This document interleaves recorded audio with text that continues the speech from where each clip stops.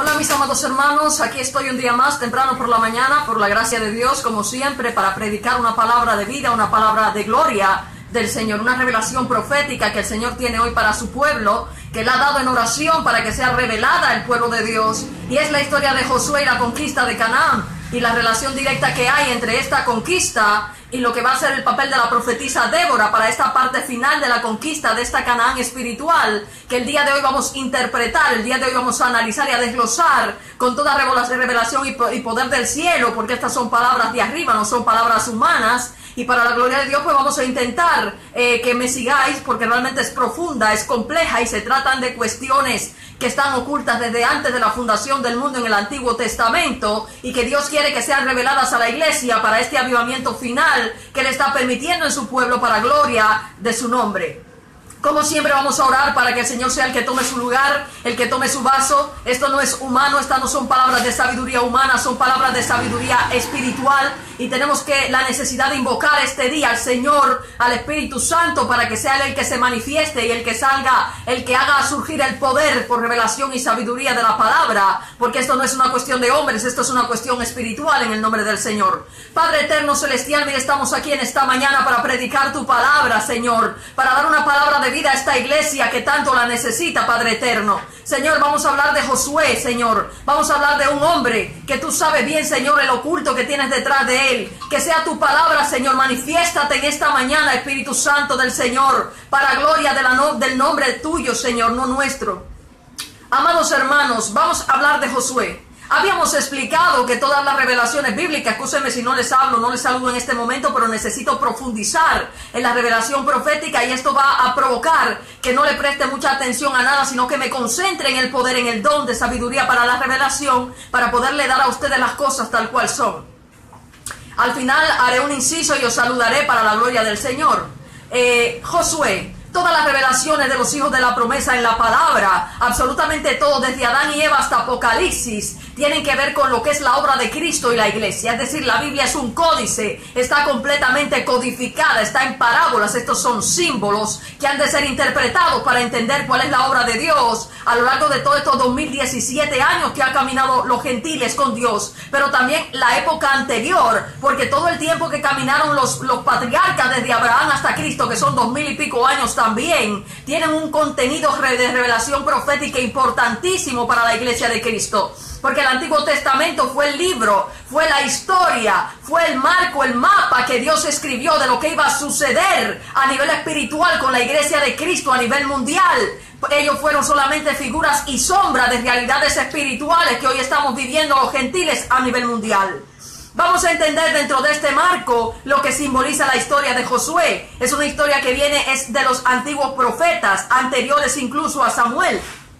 Estamos hablando de una revelación profética importante, porque Josué va a venir justo después de José y Moisés. Estas alegorías se van a encadenar en una concepción que yo llamo ontogénesis y filogénesis. La Biblia concentra un montón de ciencia, concentra un montón de conocimiento. Es decir, que para tú interpretar la arquitectura de la palabra, los símbolos de las palabras, tienes que dominar incluso conceptos de psicología, como son psicología evolutiva. Cuando hablamos de la filogénesis, hablamos de que Dios habla a un pueblo como si fuera un solo hombre, y a un hombre como si fuera todo un pueblo. Es decir, que cuando Dios te puede estar hablando de Josué, te puede estar hablando de David, te está hablando de todo un pueblo que iba a caminar con Dios a lo largo de toda la era de la cristiandad bajo la figura del Cristo. Josué, esta terminología de Josué escrituralmente significa lo mismo que Jesús. Es decir, que el nombre de Josué es similar al nombre de Jesús, Dios salva. Es decir, que este hombre que va a ser el sustituto de Moisés, que va a poder introducir al pueblo en la tierra prometida, a la cual no pudieron entrar a causa de la desobediencia, como registra 1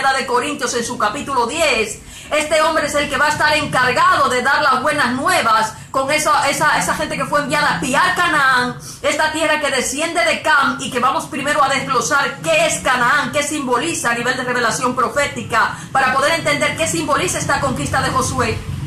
cuando Moisés simbolizaba el antiguo pacto y el relevo de Josué viene a ser la introducción al nuevo pacto. Pero es que Dios, cuando habla a nivel local, también habla a nivel general históricamente hablando. Por ejemplo, cuando Él utiliza a Josué, está hablando de la obra de Cristo, está hablando de la obra de conquista del mundo, porque esta Canaán, que es una tierra descendiente de Cam, de los hijos de Noé, habíamos dicho que eran Jafet, Cam y teníamos a Shem. Lo de la Cam básicamente va a simbolizar a este hijo como Caín, que va a ser maldito. Entonces todas las naciones que van a ser usadas para simbolizar los hijos de Cam van a simbolizar esta tierra pagana, de la cual va a venir ese impío a la manera de Caín sobre la cristiandad. Por ejemplo, Canaán es una tierra maldecida a causa de no haber cubierto la embriaguez Cam de su padre Noé, símbolo del Cristo. Es decir, que este Canaán va a simbolizar la tierra que Cristo iba a convertir, que los ungidos iban a convertir, bendita sea la gloria de Dios, en medio de la gran apostasía. Esta conquista de Canaán va a simbolizar la conquista de Cristo del mundo, porque esta Canaán espiritual va a simbolizar esta tierra que Dios iba a prometer al pueblo de Israel, que Dios iba a prometer a ese sacerdocio santo por medio de esa doctrina de Cristo para la conversión de los gentiles al evangelio del Señor. Por eso se habla de los sacerdotes y por eso se habla de emisarios, de esos testigos enviados a esos 12 hombres que van a ser enviados a, por ejemplo, a Jericó, a dar buenas noticias a esa Canaán espiritual, a sondearla, cuando solamente 2 trajeron buenas noticias, que fueron Josué y Caleb, y fueron los encargados de repartir la tierra, símbolo de Judá y Efraín, como vamos a ir analizando ahora en revelación profética sobre el significado de las tribus de Israel alrededor del tabernáculo de Moisés. Estamos hablando de que esas tribus de Israel van a simbolizar las tribus a nivel mundial en el tabernáculo espiritual de Dios a través de la obra de Cristo a nivel mundial.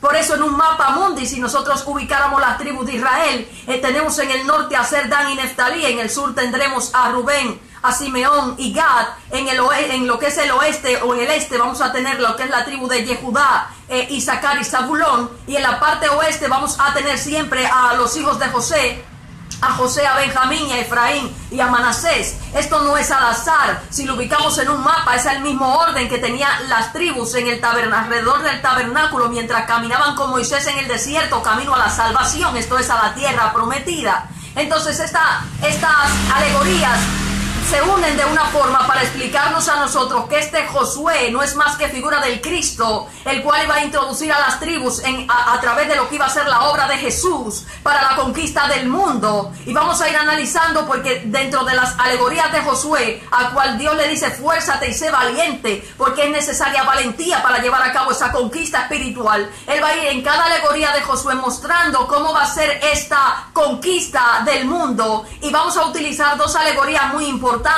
para poder entender esta obra de Josué, y una son la alegoría de Saúl, porque los gabaonitas van a ser una tierra muy importante en lo que es la revelación de Josué, hasta un punto que tenemos que adentrarnos en el libro de Samuel y de los reyes de Israel para entender el papel de Saúl en la obra de Josué, y posteriormente la obra de la profetisa Débora, que es la que va a formar parte de esta conquista final contra el rey de Hazor, que va a ser el último anaquita quitado de en medio para esta conquista a nivel mundial de Cristo, del universo, del mundo, para cumplirse así la obra de Dios mediante el sacerdocio santo de un pueblo llamado Israel, que escribió la historia del pueblo de Dios para entender nosotros lo que iba a ser la obra de Cristo, de la conquista mundial y de sacerdocio mundial a través de una obra portentosa a lo largo de toda la obra de la cristiandad. Si ustedes se dan cuenta, Josué, cuando es escogido junto a Caleb, siempre hay un hombre que va a simbolizar al hijo de la promesa, y luego al perseguidor de la tribu de Caleb va a descender, por ejemplo, Nabal, este hombre que va a ser un impío que se niega a dar alimento a David. Es importante que tengamos en cuenta esto, porque Josué va a descender de Efraín, mientras que Caleb va a descender de Judá. Y justamente siempre, por ejemplo, en el anatema de Acán, que vamos a ir viendo progresivamente en la alegoría, os vais a dar cuenta que siempre hay un hermano que va a tomar el camino malo y uno que va a tomar el camino bueno, y esto se va a ver a lo largo de todas las revelaciones bíblicas. Vamos a centrarnos en la entrada de Josué a Canaán. Moisés no pudo entrar, se quedó allí en el Nebo, en los Abarim, se quedó en Moab, porque Moisés desobedeció una voz directa de Dios, cosa que no va a hacer Josué. es una cosa que nos va a decir a nosotros lo que pasó con el antiguo pacto, pero a la vez Dios va haciendo la historia y la va repitiendo de forma distinta, porque Moisés también simbolizaba a Cristo, pero también contó la historia del antiguo pacto y el relevo de Josué como ese Cristo que venía a entrarnos en la gracia, en esa tierra prometida a Abraham, en el cual serían benditas todas las naciones de la tierra y al cual serían llamadas hijos como las estrellas del cielo por medio de la gracia. Bendita sea la gloria de Dios. Entonces vamos a analizar a Josué. Josué entra, tiene que pasar el Jordán. El Jordán siempre va a simbolizar la iglesia. El río Jordán siempre va a simbolizar la doctrina que sale del templo del Edén de Dios. Por eso Naamán, el sirio, tuvo que zambullirse en la humillación del río Jordán para poder obtener en esa gran cosecha lo que iba a ser la limpieza de la lepra que llevó a cabo Moisés para liberar al pueblo de la esclavitud de Egipto. Bendita sea la gloria de Dios. Cuando hablamos del río Jordán, hablamos del Evangelio Santo. Lo que van a hacer estos hombres es que se van a tomar 12 piedras, 12 hombres de la tribu de Israel, para enviarlos al Jordán. En el Jordán van a sacar 12 piedras, son símbolos de los 12 apóstoles del Cristo. Es decir, que Dios ya a través de Josué está enviando, como dice Isaías en su capítulo 66, a esos escapados a las naciones, a esos escapados a través de ese evangelio, para formar un altar al Señor, para formar un altar de Dios, para introducir al pueblo lo que iba a ser la obra apostólica, esas 12 perlas que son los cimientos del evangelio santo del Señor. Entonces vamos analizando poco a poco la alegoría porque es muy interesante. Estos hombres que van a ser llamados a la figura de los 12 apóstoles, que son los que van a llevar a cabo la obra, la base de la doctrina, lo primero que va a pasar es que se van a ubicar en Gilgal. Gilgal, que es la primera zona donde va a acontecer prácticamente la circuncisión en la colina de los prepucios, porque el pueblo que entró con Moisés al desierto pereció prácticamente todo el que había sido circuncidado, y los hijos no habían sido circuncidados, y era necesario circuncidar el prepucio de esos hombres. Si se dan cuenta, ¿qué es lo que va a hacer Josué? Gilgal es un lugar idolátrico. Gilgal es el lugar exactamente donde Saúl va a desobedecer por primera vez al profeta Samuel en la figura del Cristo.